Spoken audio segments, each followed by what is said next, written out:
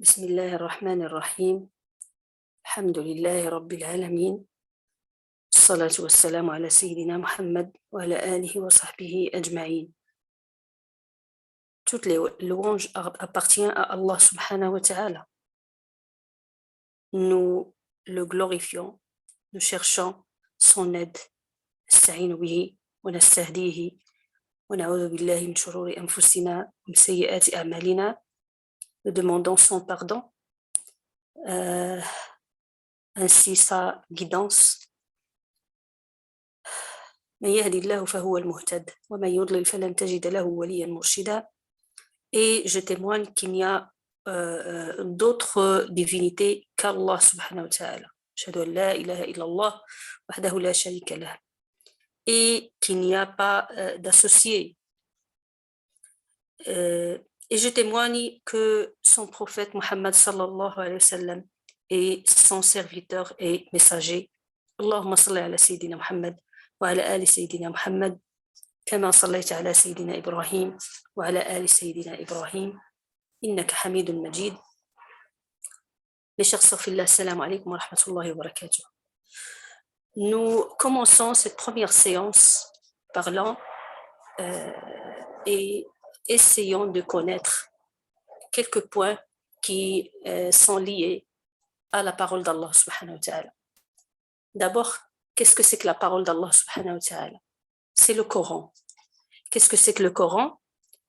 Le Coran, dans sa totalité, si on peut dire, comprend les paroles d'Allah subhanahu wa ta'ala, qui furent révélées au prophète Muhammad sallallahu alayhi wa sallam par l'intermédiaire de l'ange Jibril alayhi salam. Ces paroles-là, qui sont un message à toute l'humanité. Comment ils sont à toute l'humanité? Parce que ce message est le dernier message révélé sur le dernier prophète, et le prophète Muhammad sallallahu alayhi wa sallam est le prophète qui est envoyé à toute l'humanité. Donc, ce livre est le dernier livre révélé selon ce qu'on a acquis, selon ce qu'on a appris. Il y avait des livres qui se sont révélés avant le Coran. Donc il y a les psaumes de Daoud, Zabour de Daoud, les feuilles d'Ibrahim, Suhufu Ibrahim, la Torah de Moussa alayhi salam, et la Bible ou bien l'évangile de Isa alayhi salam.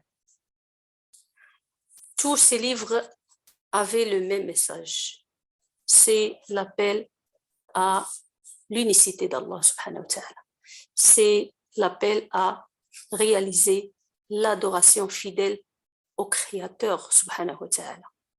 C'est-à-dire que tous les messagers avaient le même objectif, c'est de guider l'humanité au droit chemin.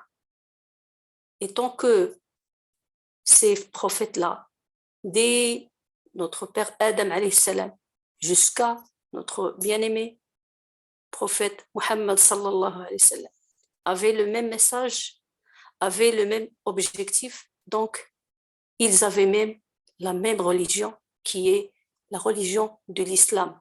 Qu'est-ce que ça veut dire l'islam? L'islam veut dire la soumission absolue à Allah subhanahu wa ta'ala, la soumission absolue au Créateur subhanahu wa ta'ala. Donc ça c'est l'islam, c'est-à-dire que tous les prophètes étaient des musulmans. Donc ça, c'est une petite définition en ce qui concerne qu'est-ce que le Coran. Donc c'est un livre de la guidance qui donc possède de nombreuses qualités, révélé dans la meilleure langue, l'arabe. Pourquoi on dit la meilleure langue? Parce que d'abord, c'est Allah subhanahu wa ta'ala qui l'a choisi pour transmettre son message, son dernier message à l'humanité. Donc ça, c'est pour ça on dit c'est la meilleure langue. Pourquoi aussi? Parce que l'arabe, mes chers sœurs, a des sorties des lettres distribuées de façon équilibrée et organisée. L'arabe aussi se caractérise par une tonalité et beauté de prononciation. Aussi, il se caractérise avec la haute précision. Quand on parle de la haute précision, si on donne par exemple un petit exemple en arabe, si je parle, bien sûr, je vais parler à mon ami, je vais lui dire aujourd'hui je vais chez mon oncle. D'accord?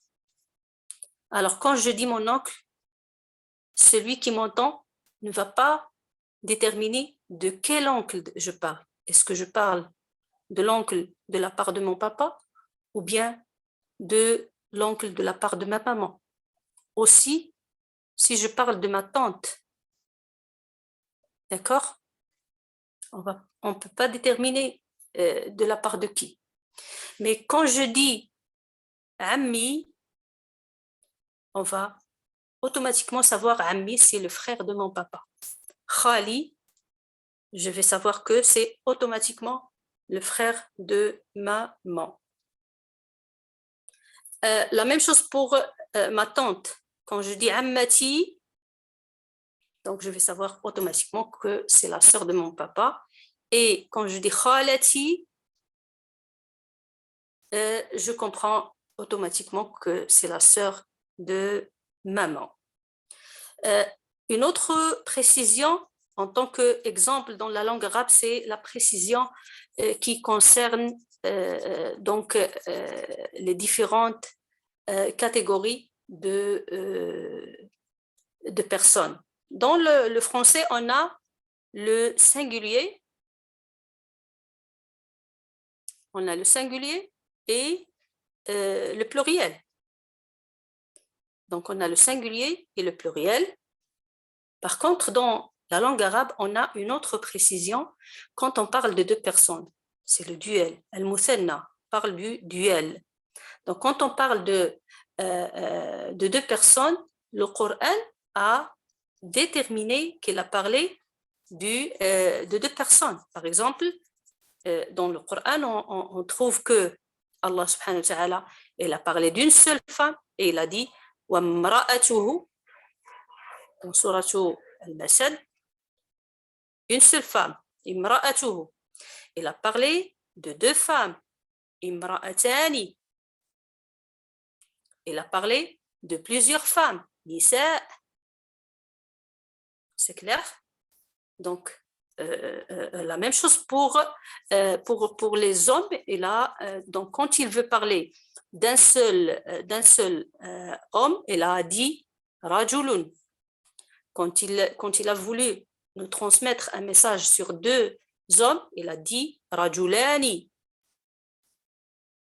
Et quand il a parlé de plusieurs hommes, il a dit rijalun. Et ça, c'est une catégorie de plus qui est le duel qui se trouve dans la langue arabe et qui précise à qui le message est adressé. Est-ce qu'il est adressé à une seule personne, à deux personnes, à plus de deux personnes? Donc, il se caractérise par la précision. Ensuite, la langue arabe, elle est, selon plusieurs chercheurs, est une langue qui est dominante du fait qu'elle compose, ou bien il dépasse les 12 millions de mots. Les 12 millions, on parle ici des millions. Imaginez, les 12 millions de mots.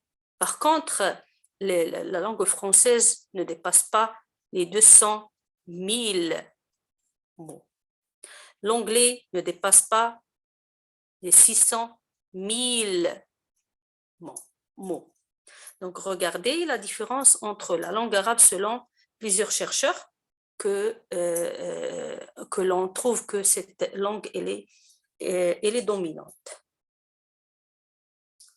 Alors, je peux rencontrer quelqu'un qui vient me poser une question. Comment lui répondre si, par exemple, un chrétien, un juif, un mécréant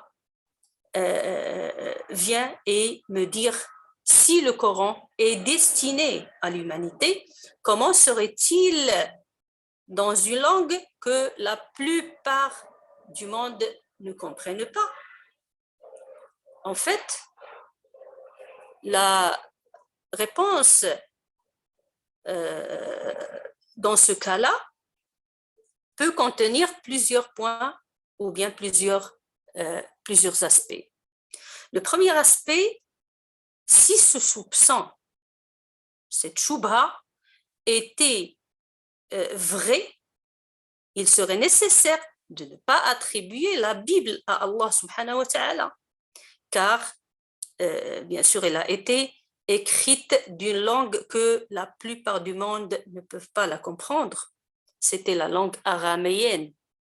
Je pense que vous ne comprenez aucune lettre à propos de cette langue qui est l'araméenne. Et en plus, ils prétendent que Jésus, alayhi salam, a été envoyé à tout le monde. Donc ça, c'est la première réponse sur ce soupçon, sur cette choubha. Deuxième aspect est que le Coran a été révélé dans la langue arabe en raison de ses caractéristiques, comme on vient de voir, la précision qui ne se trouve pas en d'autres langues. Et le troisième aspect est que le Coran a été révélé dans la langue arabe parce que naturellement, le prophète Mohammed sallallahu alayhi wa sallam était un arabe. La société où il a été envoyé à l'époque était des arabes. Et la da'wa, l'appel à Allah subhanahu wa ta'ala, a commencé dans leur environnement avant d'atteindre les non-arabes. Et cela nous montre bien sûr la justice d'Allah subhanahu wa ta'ala. Dans Surah Ibrahim, qu'est-ce qu'il a dit Allah subhanahu wa ta'ala?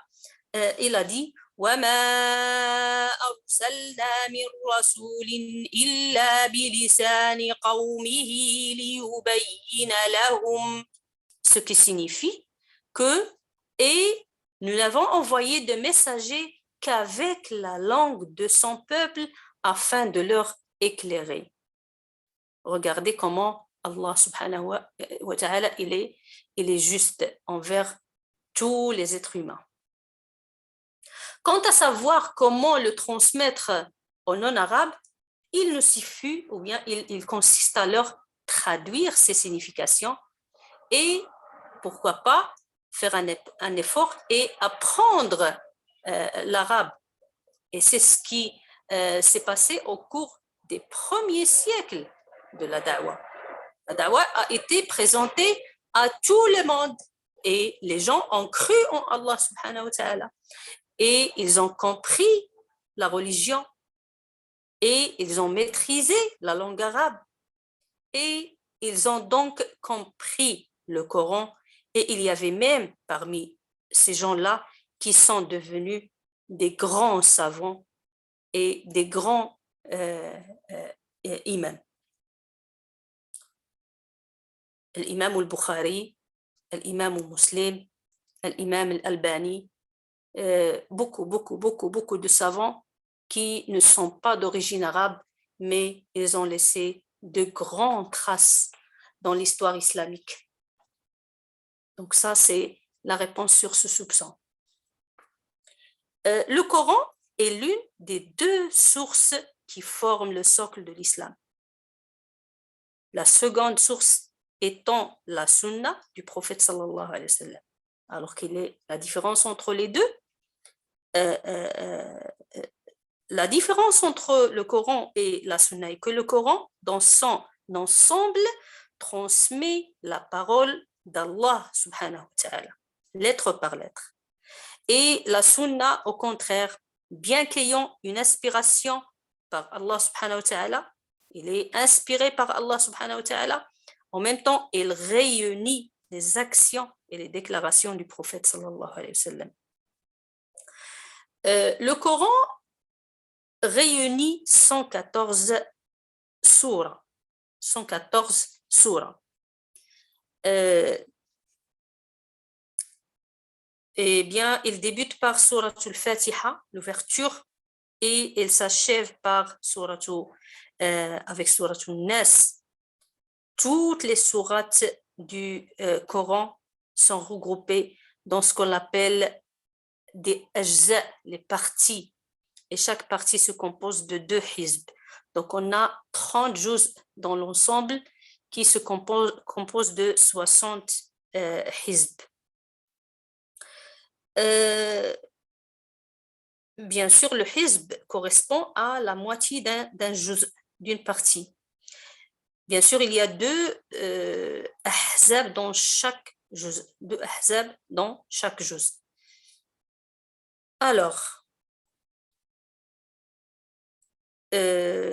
quoi encore?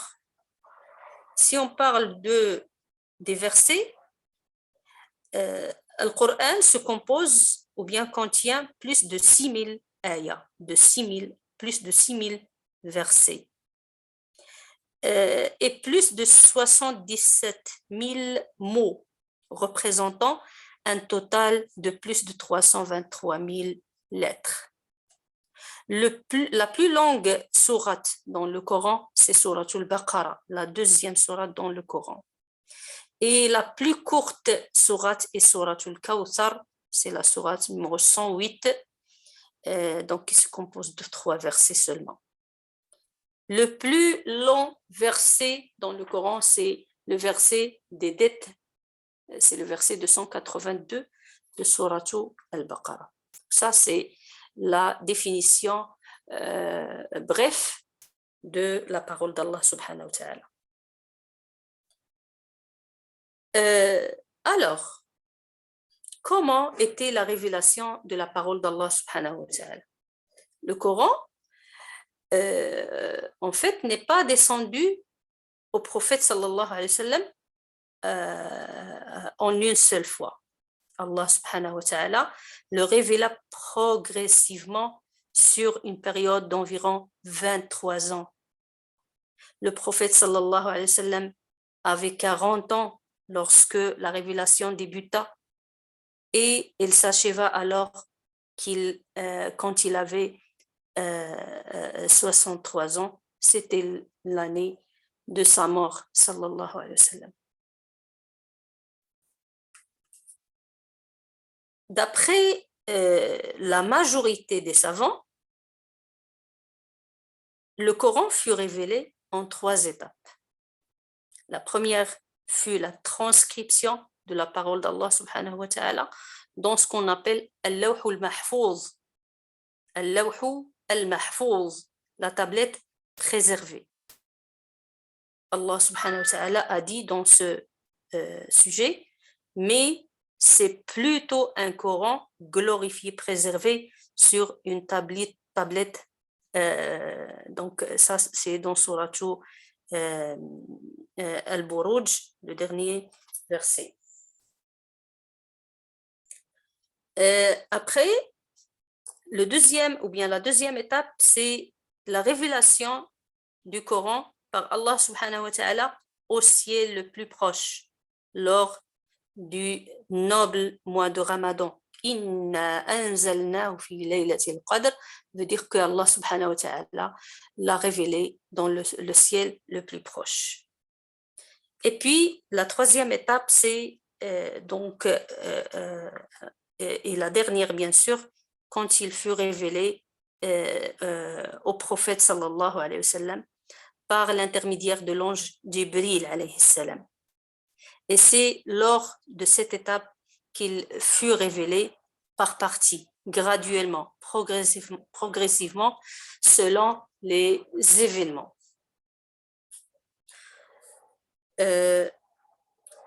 Au cours de cette période de 23 ans, l'ange Jibril continua de rencontrer le prophète sallallahu alayhi wa sallam, lui transmettant le Coran verset par verset. Les premiers versets du Coran a été révélés furent les 5 premiers versets de Suratul Alaq, où Allah subhanahu wa ta'ala dit Bismillahir Rahmanir Rahim Iqra bismi rabbika alladhi khalaq khalaqal insana min 'alaq Iqra wa rabbukal akram الذي علم بالقلم علم الإنسان ما لم يعلم. Le premier mot qu'il a reçu, le prophète sallallahu alayhi wa sallam, c'est Iqra. Iqra. Allah subhanahu wa ta'ala ici mentionne la lecture, le savoir, l'apprentissage. Iqra. Le premier mot qu'il a reçu, c'est Iqra. Ça veut dire que toi, en tant qu'être humain, tu ne dois pas rester dans l'ignorance. Il faut savoir, il faut apprendre. Il faut donc chaque jour faire un effort pour s'améliorer, pour s'augmenter. La science est un facteur très important dans la vie de l'être humain. Quelle est la différence entre un être humain ignorant et, par exemple, un animal? Aucune différence. Donc Allah subhanahu wa ta'ala nous a glorifiés par la science, par le savoir, par l'apprentissage. Si on reste sans savoir, on n'est rien dans les comptes d'Allah subhanahu wa ta'ala.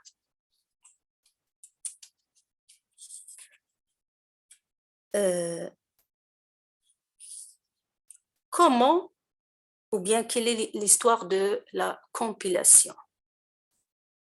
Et avant de passer à ça, quels sont les avantages qu'on peut avoir, ou bien les avantages du fait de révéler le Coran progressivement?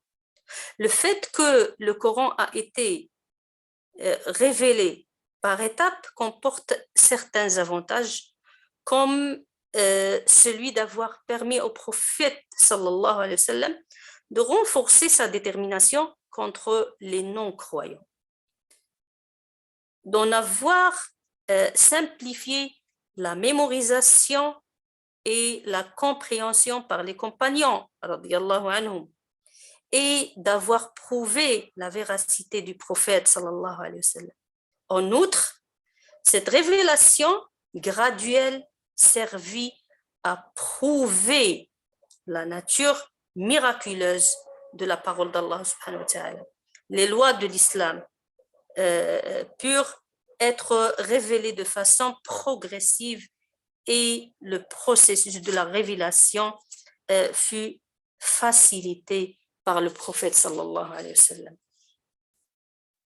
Alors, comment il a été la compilation? Allah subhanahu wa ta'ala, d'abord, il nous a promis de protéger le Coran. Il a dit Inna nahnu nazzalna al-Qur'ana wa inna lahu lahafidhun. Ça, c'est une promesse d'Allah subhanahu wa ta'ala. Allah subhanahu wa ta'ala, il a promis de la protection du Coran contre toute modification ou préjudice. Allah subhanahu wa ta'ala a dit, en vérité, c'est nous qui avons fait descendre le Coran et c'est nous qui en sommes gardiens. La sourate numéro 15, verset numéro 9, Al-Hijr. Allah subhanahu wa ta'ala, bien sûr, a accompli cette promesse jusqu'aujourd'hui, et il est tout à fait impressionnant de noter qu'aucune voyelle, ni lettre, ni mot, ni verset n'ait été altéré. cela bien sûr est dû d'abord et avant tout à la promesse d'Allah subhanahu wa ta'ala, mais également au grand nombre de musulmans ayant mémorisé le Coran en entier au cours de la vie du prophète sallallahu alayhi wa sallam jusqu'à nos jours. Le Coran d'aujourd'hui, bien sûr, vous allez le trouver comme la copie exactement le même que celui qui fut révélé au prophète sallallahu alayhi wa sallam, avec le même ordre, les mêmes sourates, le même nombre de sourates, de versets, de mots, de tout. Aucun changement n'a été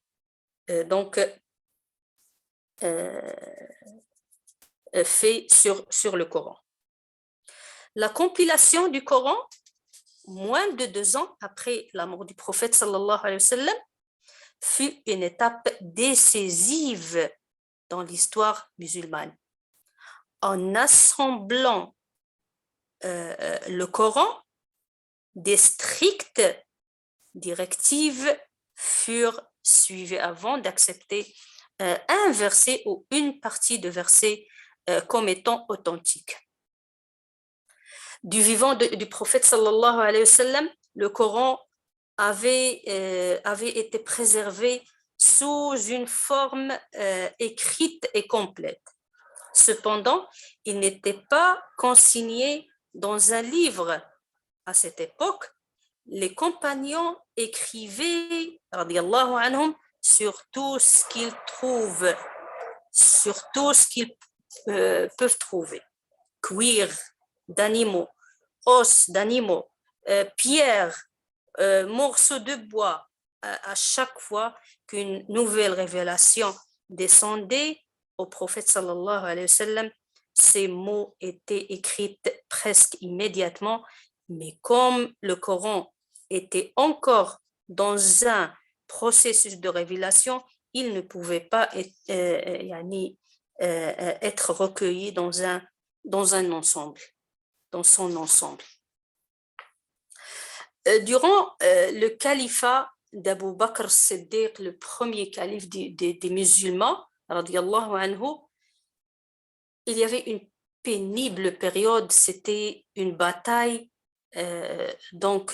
connue sous le nom de la bataille d'Al-Yamama.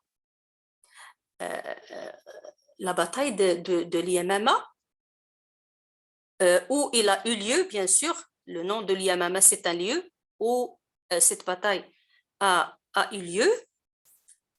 Lors de ce conflit, beaucoup de ceux qui avaient mémorisé le Coran furent tués.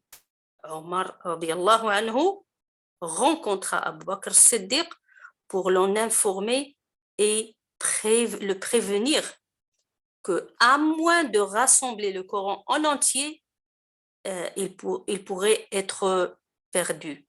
Abu Bakr, bien sûr, qu'Allah l'agrée, hésita à cette proposition.